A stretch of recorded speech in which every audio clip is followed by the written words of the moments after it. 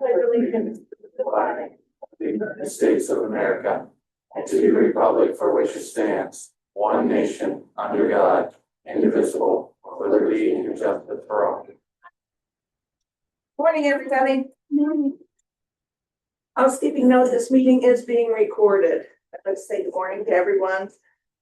We typically start with introductions, so Mr. Deputy Warden. Al Moore, IT Director. Here, Nicholas.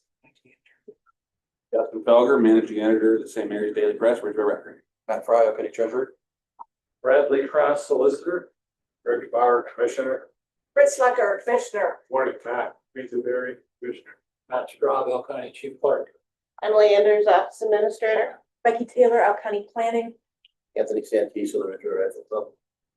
Rick Van Arnsberger, 911 Coordinator. Terry Colbert, Quality Assurance at 9.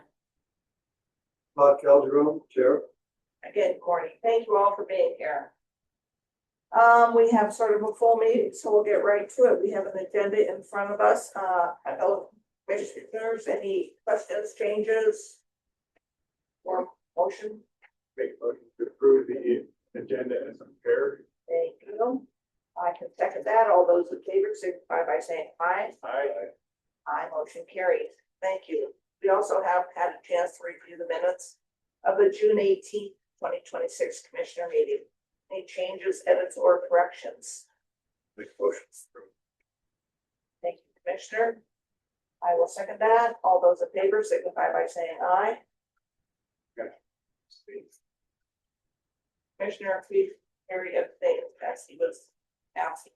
Thank you. We have a presentation this morning. We have Mr. Anthony Santizo here from the Ridgeway Rifle Club with an update.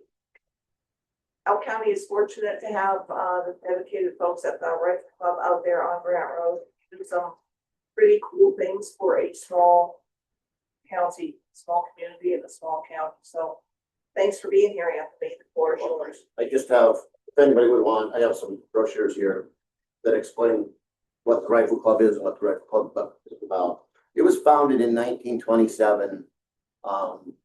And among the shooting world, it is one of the best places to be. East of the Mississippi, there is no other range that holds the quality that we hold in Little Elk County.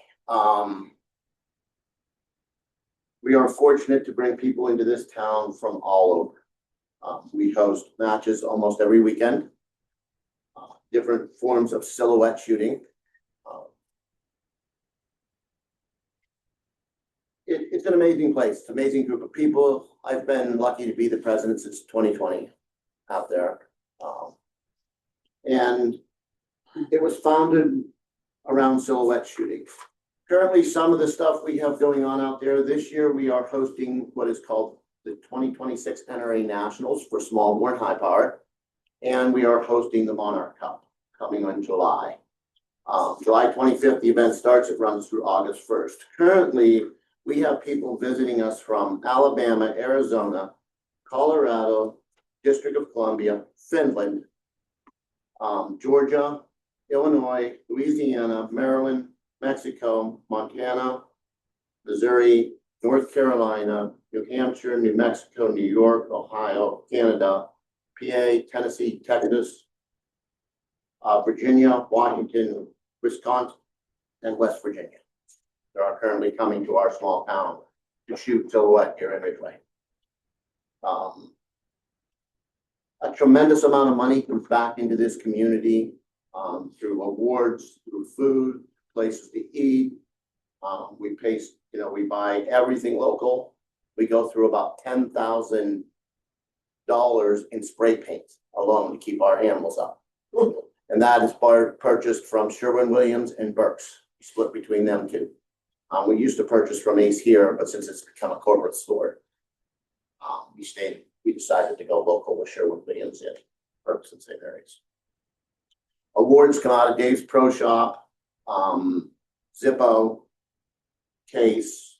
This year we're projected to spend just the Rifle Club about $40,000 into the community to host events. That does not include what anybody who will be spending. The Rifle Club is also a place where all our local police officers trained.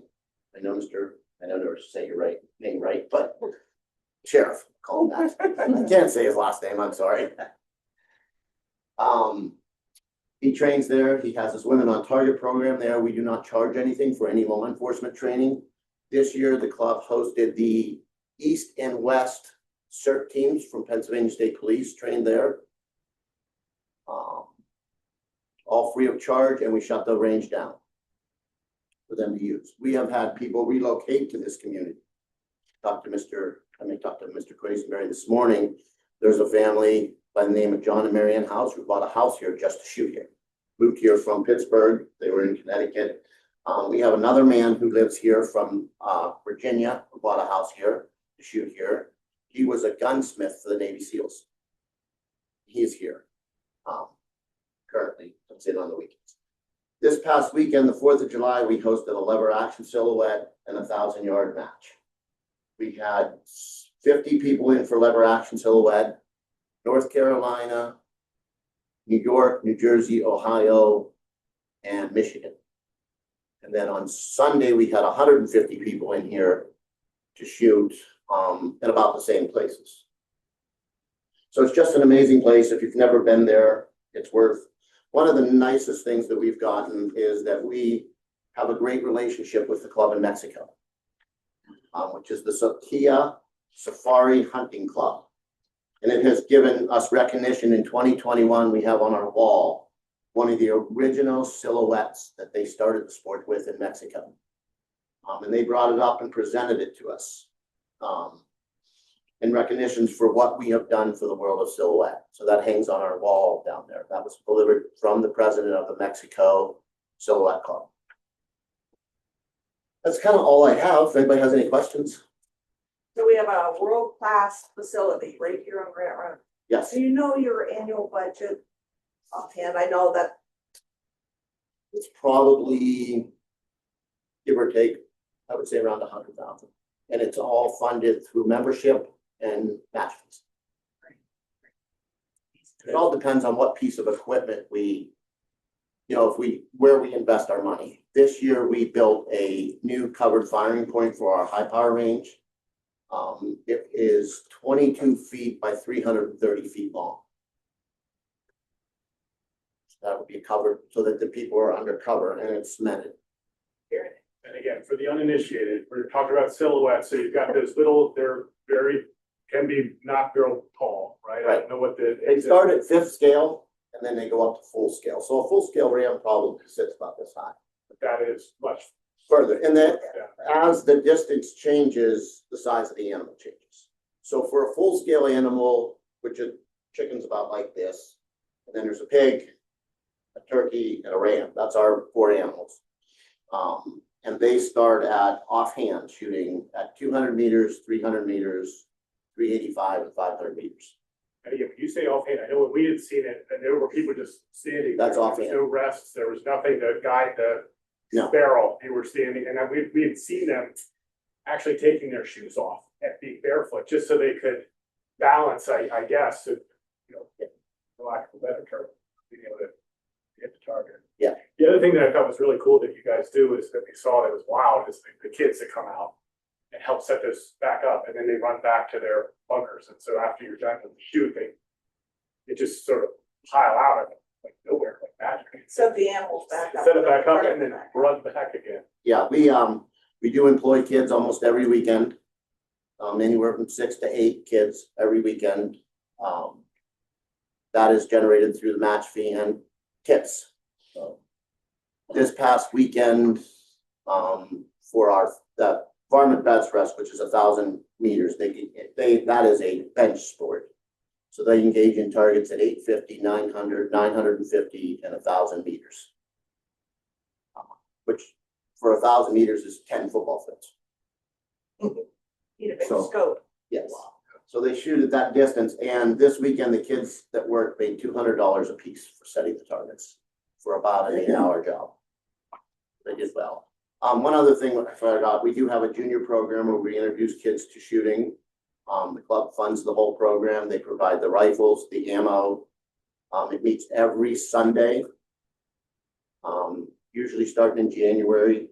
We have 25 to 30 kids that come regularly. As summer approaches, it means this family commitments and stuff. There's 4 club volunteers that do it and run it. We also do hunter safety out there.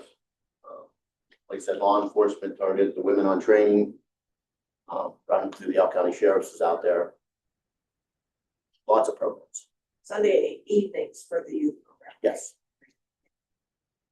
So I was gonna mention your youth program, because I think that's, you trained some amazing, shooters through that program, haven't Yes. you? Related to some of those, correct? Correct, I am. Not that I like to talk about, but my son is learned shooting out there and is now on a college scholarship to shoot at the University of Akron. So he shoots out to Division I sport. They travel all over the country. He's had the opportunity to go to Georgia, Colorado Springs, Mexico. They're in Tennessee, Kentucky, New York. This year they'll get the opportunity to travel to Alaska to shoot. It's a neat opportunity. And the club has had about 12 or 13 kids leave to do that, which is again, not well known. They've had at least 10 or 12 Division I athletes come out of there. Very nice. So, as commissioner, I've had the opportunity to be out there for some award ceremonies, and the Mexicans bring a lot of Mexican candy. They bring a whole bunch of Mexican candy, so that's a big deal out there. Yeah. So that was cool to see. My friends from Mexico, we're expecting them again this year. I know I spoke to one of them the other day. And the word friends at the Rifle Club is used a lot. There is no rivalry. It's unbeknownst to fact that I've never seen anything like it. I mean, they'll hand over their guns, they'll hand over their equipment, they'll hand over whatever you need to compete. That equipment is, Class. yeah, a rifle is $3,000 that they use, upwards of 10. So to ask somebody to use their equipment, they would say, here you are. I think did you guys try? Heck, yeah, we did. I'm glad you did. I was thinking both you guys tried. I got a picture of it here. You can see me with it right there. Well, I beat them both. Not surprised. And surprisingly, it is a woman dominated sport. It is not solely men. My son's team has 8 females and Really? 4 males. So the females do it just as much as the males. You do a wonderful job out there, and we're really thrilled that you came in and spread the word a little bit. Well, I appreciate you inviting me. That's awesome. And you are welcome to stay for the rest of the meeting, Anthony, or go. Nothing. We're glad you're here. I believe my sports guy has been. Your sports guy did reach out to me yesterday. He'll get probably the weekend on my off time between the Rifle Club and the principal of Cameron County High School. Okay. So Okay, cool. chase me sometimes. I hear that. Justin, we're gonna put your business card down range and see if we can. make a couple Did we get it? I don't know how I feel about that, man. So moving along, the resolutions, we have one resolution to discuss. It's number 2026-05. It's modification to fiscal year 2023 and 24 CDBG applications. And we have Becky Taylor here today from our planning department, our CDBG coordinator, to let us know a little bit about that. Sure, as always, it's CDBG and it's confusing to many. This resolution, pretty much is twofold. It ties the 2024 Ridgeway Borough curb cut funding from the Ridgeway Borough 2023 curb cut funding. It's to lead a paper trail. We're eliminating a project, creating a new project, which is essentially the same, just with a different name. So moving forward, we have a new grant manager. They have DCE has a new director, so they're doing things a bit differently. In past curb cut projects, they were always named Ridgeway Borough curb cut projects, which is confusing. So moving forward, they want us to name each project like specifically per street. So this resolution is doing that as well. Great. Good. Any questions? That's great. So I have the resolution in front of me, pertinent paragraph. Whereas the fiscal year 2023 application is being modified to delete the Ridgeway Borough curb cuts - Coral Alley project and to add and allocate the funding to the Ridgeway Borough curb cuts project, which has been prepared and been available for public examination, etc.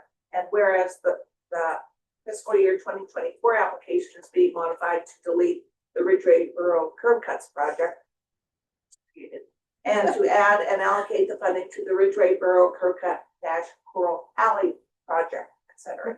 I know, it's so confusing. But this is the process I have to follow. That's so- right. Yeah, that's right. So, any questions, comments? I'm not Brad. Brad, how's that sound? Figured it out afterwards. Good, good. So I'd look for a motion that we approve resolution number 2026-05. Second. We have a motion and a second. Thank you. All those in favor Thank you. signify by saying aye. Aye. Aye. Thanks, Becky, for being here. Thank you. Under old business, we have a request by Children and Youth Services for a new contract between the County of Elk and Becky Craig Esquire as CYS solicitor from July 1, 2026, June 30, 2027, at a rate of $60,000 per year. In addition, $1,500 per day for Childline appeal proceedings. Minimum service commitments apply, billing itemization, and other conditions apply. This item was tabled at the June 18th, 2026 meeting. We have since that meeting come to a full agreement on this contract. Want to have anything else going here, Children? Yeah. No, it's just backing up. I mean, it's, the current solicitor that retired actually June 30th.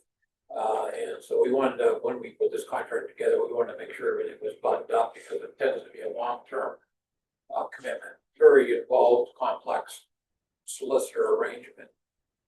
So we had a few tail end things with regards to how much commitment this person was going to have in the office with the staff, and then how some of their billing was going to be itemized for the county. So all those details have been worked out by both parties, and we have a deal. And reviewed and approved by our solicitor as well.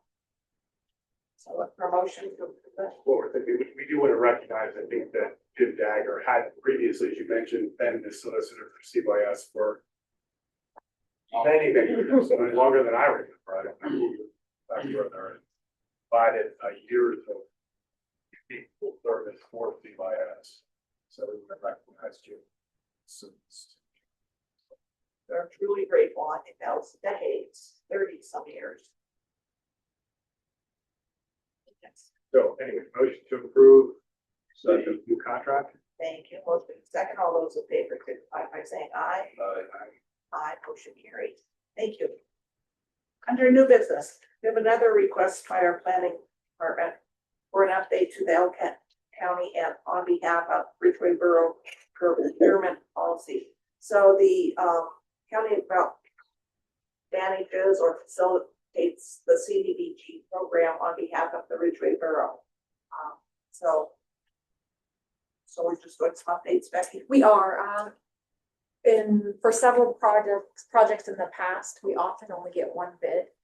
And through a monitoring with the state, they did advise me to put a little section in our procurement policy as to when we obtain a sole bid. We can accept the sole bid, but it has to be approved through the state. So once that happens, I take all this information, provide it to our grant manager, and they'll state whether or not they can accept that sole bid. So that's just a little addendum to our policy. Sounds great. And that pertinent paragraph reads, if only one responsive bid, sole bid, is received following competitive solicitation, County of Elk must notify DCED that a sole bid has been received and provide the DCED grant manager with procurement documentation and a description of the procurement process for the activity. DCED approval is required to award a sole bid on a CDBG activity. So again, the county facilitates, the Borough of Ridgeway's CDBG program.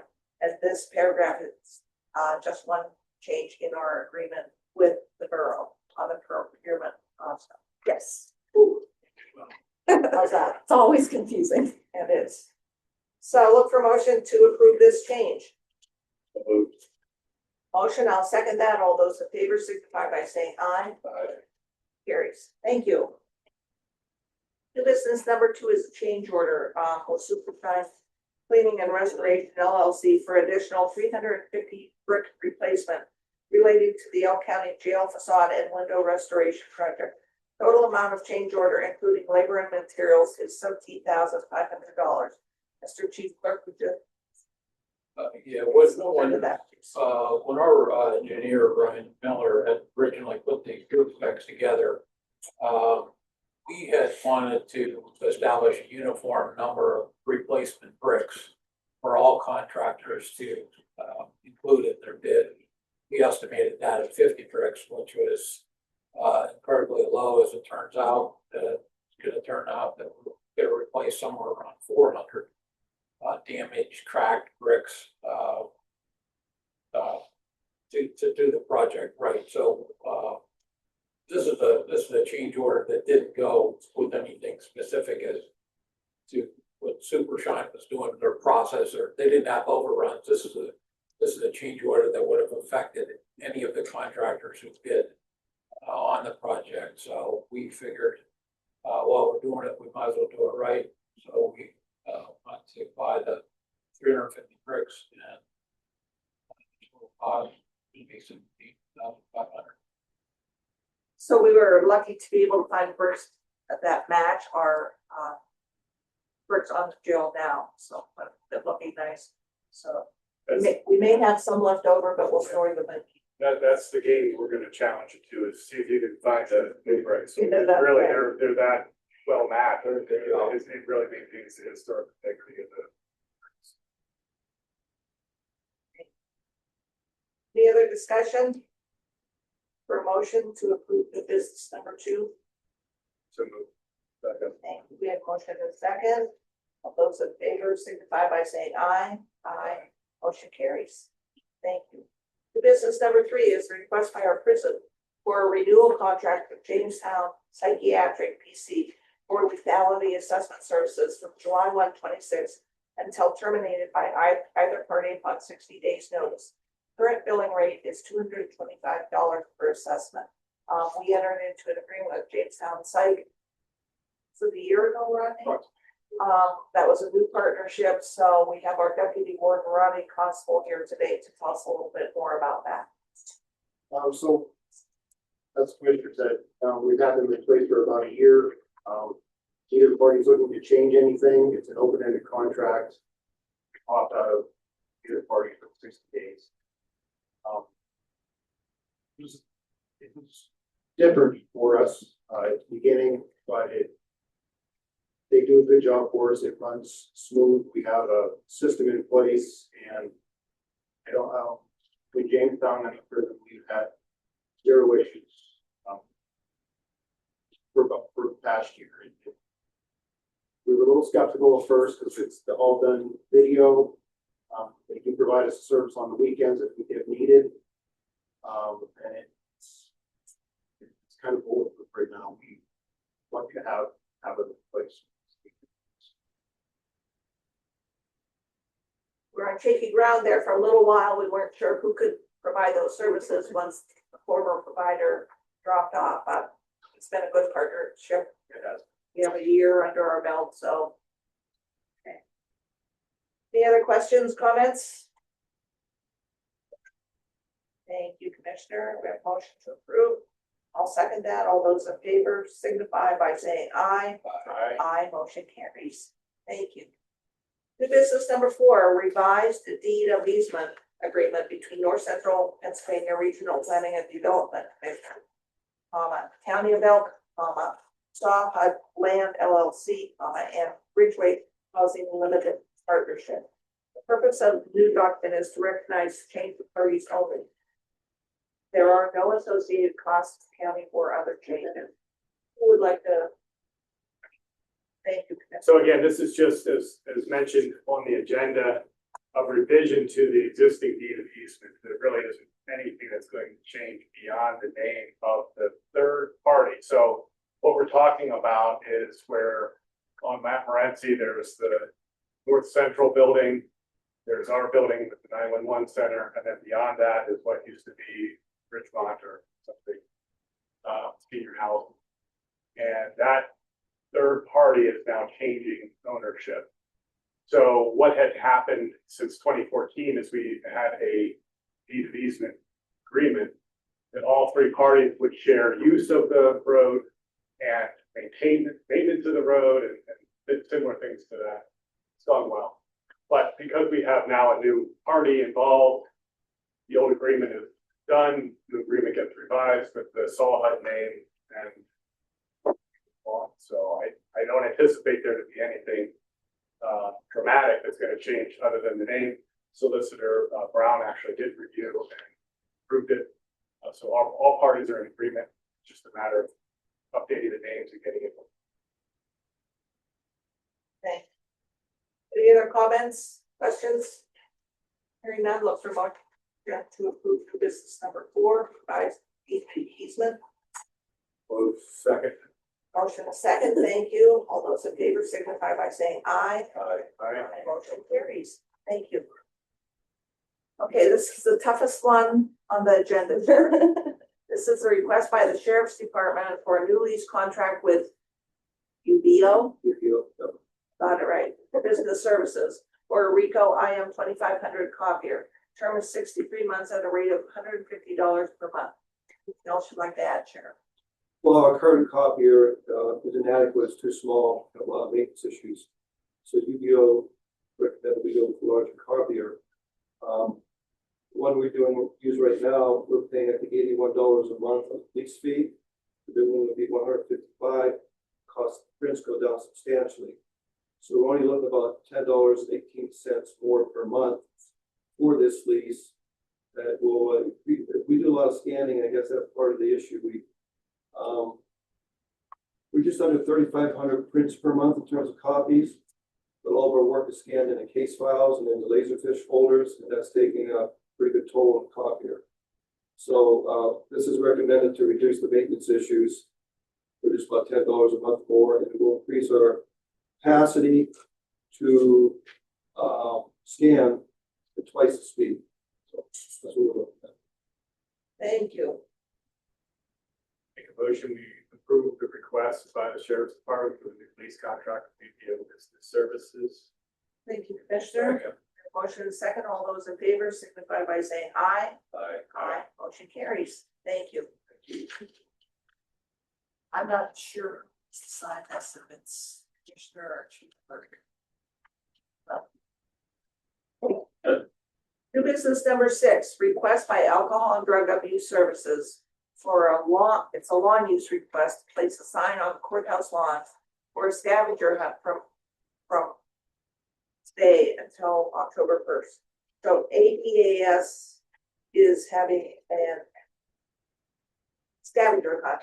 They're asking to place a lawn sign. It'll be bigger than that. Yeah. On courthouse lawn, they're having, happy to consider that. Any questions? Look for a motion. So moved. Second. Second, all those in favor signify by saying aye. Motion carries. Thank you. New business number 7 is request for an allocation of liquid fuel funds for the amount of $7,500 to the city of St. Mary's for 2026 1B limestone. So again, these liquid fuel fund requests, thanks, Sheriff. County received liquid fuel funds from our taxes, our fuel taxes every year. The county acts as a pass through for these funds. We don't get to keep any. It's divided evenly between our municipalities. Municipalities have to have their project approved by PennDOT before the request comes to us for payment. So again, City of St. Mary's wants to use their allotment for 1B limestone. Look for motion. So moved. Second. Thank you. All those in favor signify by saying aye. Aye. Aye, motion carries. Thank you. Business number 8, we have a request from our Children and Youth Services Department for a renewal contract between Elk County CYS, the Elk County Probation Department, and Cornell Abraxas from July 1, 26 through June 30, 2027 for placement. Rates will depend on services provided. So our CYS and our probation department sometimes have to work together. They both are required to have providers ready to go at any time. Cornell Abraxas has been a long time provider. So this is just a renewal contract. So look for a Motion motion. to approve the renewal contract. Thank you. Second. We have a motion and a second. All those in favor signify by saying aye. Aye. Motion carries. Thank you. New business number 9 is requests by Veterans Affairs for approval of benefits for 3 veteran burials, 3 spouse burials, and 2 headstones. Again, our Veterans Affairs processes these benefits for our county veterans. We have a very adequate staff in our Veterans Affairs Department.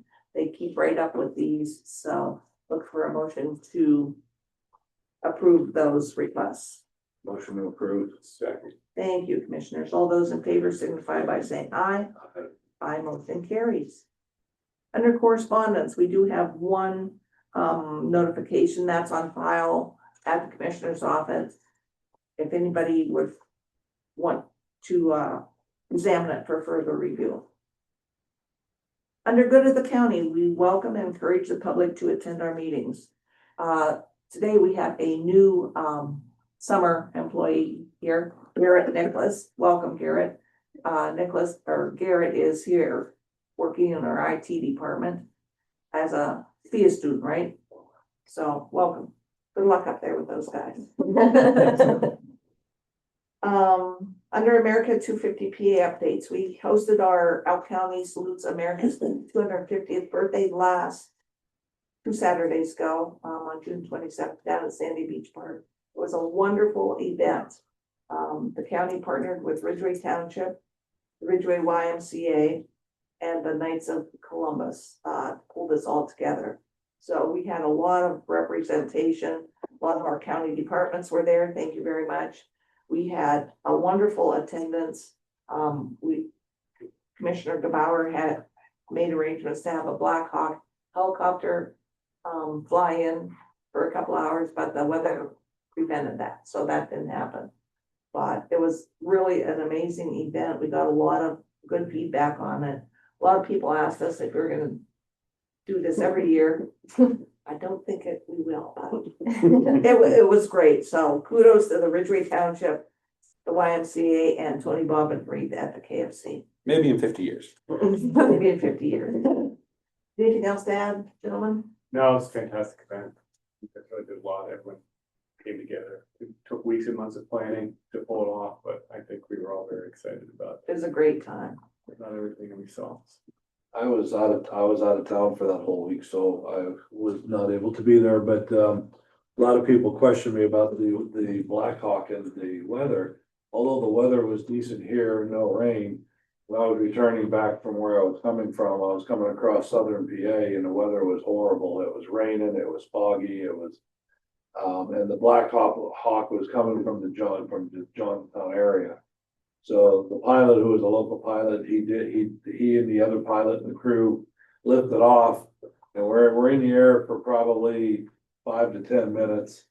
And he told me that it was too bad for him to fly visual, so he radioed back to his colonel to ask permission for IFR permission, which meaning you fly by instruments rather than by sight. And pretty much he was told if it's that bad that you have to fly by IFR for that come back. So that's basically what happened. And they were very concerned, even if they got up here by IFR and landed, they may not be able to get back. So unfortunately that, he had to bail. He felt bad, and I know his family felt bad because they were looking forward for their son to bring the Black Hawk in. And so Local pilot, yeah. Anyway, it was a great event. So speaking of events, we had a huge event 2 days ago on Monday afternoon, Trumbull County experienced amazing. I don't know, we got 3 inches of rain almost at 40 minutes, and there was so many spots of localized flooding. It was unbelievable. So we have our EMA folks here today. So, Roseanne, I'll give the floor to you. Well, I'll give you a brief timeline and then some numbers, which were amazing. About 2 o'clock in the afternoon, National Weather Service issued a flood watch, which means it may happen. And at 5:30, they issued a flash flood warning for northwest Elk County. So that's Highland Township and McKean County, that area. And that was 5:34. At 5:48, Highland Township was called to go assist Kane with their flooding. They were overwhelmed and they had people trapped in homes and stuff like that. Then at 6 o'clock, Wilcox got theirs. They're up in the northwest part also. And then at 8:13, the flash flood warning was issued for central Pennsylvania, including Elk County. And we got a severe thunder warning at 18:34. At that point, we couldn't even make that announcement because we were already dispatching our local people, our fire departments. Johnsonburg was the first call, or we were getting calls at that point. And then we were dealing with Highland and Wilcox. At 18:39, Johnsonburg got called. And at 18:45, St. Mary's received their first call. Terry, now 7 o'clock is our shift change. So Terry had gone home at 4 and she heard this all. So she went up to the center to pitch in. It was happening right at shift change. I had called in and told the people on shift, hey, can you stay until it calms down? I have another 2 people. We have 2 on a shift at a time. So I had 2 more coming in. So at the peak of the incident, we had 5 people up there. And Terry came in and said, you do this, you do this, you do this, you do this. And it worked seamlessly.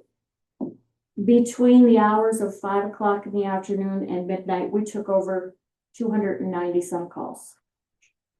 St. Mary's alone had 120 calls, fire calls, where they went out and assisted people. And that's just the ones that we have counted. There may have been, hey, you're at my neighbor's house, come, I've got some in mind too. At 7 o'clock, we had taken 71 calls in 1 hour. That was our peak. So that's over a call a minute, or over, yeah.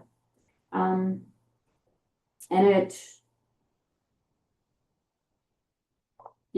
we had 131 incoming 911 calls, 124 incoming admin calls. So it's not an emergency, but I'll dial the non-emergency number. So, and then with that, we also had about 40 outbound calls calling utility companies. Trees were also down, so we had to call them. Windstream, things like that. So my crew did an amazing job. I can't praise my staff enough. And they worked so well with the fire departments and the police departments that it worked seamlessly. Just like it's supposed to. Yes, That's absolutely. So you had 2 planned to be on board. Yes. They ended up with 5. So you had three extra Three willing extra, to come yeah. out, including Terry. That's So- awesome. And they all worked so well. That's great. So you said your first call from St. Mary's was at 18:45. Yeah, 6:45 in the evening. By 1900, I had 14 inches of water in my basement. I didn't call because I knew a lot of other people were calling. But yeah, it was amazing. My neighborhood got hit very badly, and Fox Township pumped my basement We had every fire department Yeah, in Elk nice County to see out. the, A lot came to St. Mary's to Yeah. assist. nice to see the coordination. Yes. So, yeah, great job. It's We amazing. talk about that call volume, I think it's important to realize, I'm sure that you've got people on the other end of the phone who are panicked. They're trying to explain it, so this isn't just to pick up the phone, thank you, and hang up and move to the next We one. have to You've got- gather some information. Each of those has to be handled Yes. individually, because each of these people are panicked in their own way. And Now, needing we the did guidance have in their own way. some rollover because of our phone system with the 10 counties. We did have some rollovers, but not a whole lot. And we had different incidents too, like it wasn't just basement flooding. We also had electrical lines down, trees down, vehicles in water. And we have to provide specific instructions for that. For when every they fall in. circumstance. Yep. We're incredibly grateful. Along with handling all the normal dispatches you would be getting. Yes. You know what I mean, for somebody sick or fallen or. Yep, and we still had EMS calls during that also, so it wasn't. Yep. So as one of the firefighters that was out there, helping, and listening to all the radio traffic, and on the other side of things, as the emergency management coordinator for the city of St. Mary's, I thought things worked very smoothly. It was a little chaotic in the beginning, until you got the command structure set up, the incident command structure set up, and the proper people at the proper places to, help out. But, yeah, I thought things went spectacular, and, you know, kudos to your staff again. Oh, they're great. They, They're you great. know, they did an outstanding job. And I'd just like to, you know, thank all the departments that did help out over in the city of St. Mary's. And all of the St. Mary's firefighters. We were out until about 3 AM. And it was right around 2 AM, the news media guy from Channel 10 stopped at the station and wanted to talk to somebody, and we were passing a hot potato around to everybody. Well, myself and the deputy fire chief, Mike Kraus, lost, so we were the two that have to go out and talk to him. But that was that was right around at 2 AM, and at that time, there was 120 incidents that we responded to. I believe that includes the actual ones that were paged out also, I think. So there was about 6 or 7, I think, paged out, and then finally, when we were getting paged probably every 30 seconds for something, you know, then the deputy fire chief, and he said, you know, set up a procedure and we moved our communications off the main fire channel to allow you guys to be able to still dispatch. We moved it to one of our fire channels, which worked great. And, then the deputy fire chief set up that just go ahead and keep entering those things on the CAD. We were able, because of the system that we have now, we were able to pull those incidents right off our computer from their CAD system. And be able to, see who the people were, what the addresses was, and what the problem was. But by all means, once we did that, doesn't mean we weren't bothering these guys, because we were still calling. We needed them to call West Penn, we might have needed them to call, to have the police come somewhere, we might have needed them for, the city road crew. So, again, as far as put my hat on as St. Mary's EMA and taking the opportunity to press being here, that, I would like to thank everybody on behalf of the city of St. Mary's Emergency Management who did help out. And Fox Township was there, Elkland Search and Rescue was there, they helped us out. Ridgeway was there, and those departments stayed there with us right until I think about 2:30, they were finally released. We were getting a handle on stuff. They stayed right there with us, helping out, and it was a lot of rain in a very short amount of time. I think probably the most rain I've ever seen in my lifetime in a short amount of time. And during the whole event, I was in contact with our county EMA director, Mike McAllister. There were some things I had to ask of him, like, hey, this is where we're at. What do we do? What could potentially be the next step? So, residents of St. Mary's or the city staff have received some phone calls about disaster relief and questions why the city didn't declare a disaster emergency. in order to declare a disaster emergency for your municipality, from an event like that, there's criteria that is set by FEMA, that's Maine Emergency Management Agency, and FEMA, Federal Emergency Management Agency, to allow that to happen, to then make the municipality and the residents qualify for low interest loans. And even though we did have a lot of damage, even though there were a lot of people that lost a lot of stuff in their basements, some people with finished basements, there are some houses that the basements were completely full, meaning you walk in their first floor, you open their basement door and the water is right there. Which that is a lot of water. Even though we had all that around the city, we still were nowhere near the threshold of declaring a disaster emergency. Because of that, that does not allow the door to be open with FEMA to be able to, for those residents to get that specialized low interest funding. There is no free money out there. I think there are some people thinking that if the municipality did this, they'd be able to get free money from the government. From what I understand from our county director, there is no free money out there. It is usually the homeowners. It's usually low interest, 2% loans through FEMA. So I just wanted to get that out there. Hopefully, if any residents still have any questions, that answers it. And by all means, any city residents still have any questions, reach out to City Hall.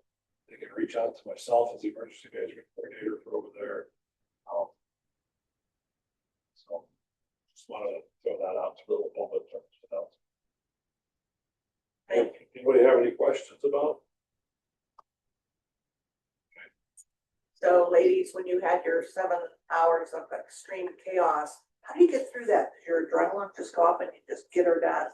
And then afterwards you have to decompress or you breathe afterwards? I would like to, I did miss somebody. St. Mary's City Police were phenomenal with us. They actually had one of their sergeants right at the command post with us, actually helping us out, answering the phone, going out and like when had people everywhere, we got another call. He'd actually go out, leave and go check the residence, report back. Hey, this person has 3 feet of water, and then we put it on the list. He would come back, sit with us there in the command post, so St. Mary's Police were very vital part of that. So also, along with the St. Mary's City Road Group, was also activated after hours to come up and help. Everyone was kind, patient, that's appreciated. Yeah, it's very appreciated. Need that to get through. You need some stability. You do. When you have a big incident like that, there's a lot of frustrations on the dispatcher's end, on the emergency services end, but you just have to be patient, and everybody was. There was no, I don't believe there's any communication barriers that night from the emergency services to the 911 center. So please relay our heartfelt thanks and gratitude to yourself and your staffers. Good job. Appreciate that. Pat on the back. They deserve it. They do. They do. That's great. Moving along, please continue to pray for our military personnel, our families and our children, their teachers, all elected officials, and peace in the world. Questions from the press? No questions. I did have one announcement. Just wanted to let everybody know that currently ongoing, we have our 2026 Best of Elk County contest going on. So if you want to head over to either the Daily Press or the Ridgeway Record websites and nominate your favorite businesses. And I believe voting starts in a couple weeks. That's great. That's always very popular, isn't it? That's commissioner. That's commissioner. I don't know if that's a category. I'll have to find out. Maybe it should be. Chief Clerk. Thank you, Justin. You're welcome. Comments from taxpayers. Again, Anthony, thank you for being here. Love to have some of those brochures. They're all, well, thank you for inviting me. Glad you're here. Motion to adjourn. Meeting adjourned. Our next meeting will be right here in the Spirit Room, 10 a.m. on July 23rd. So thanks everyone for being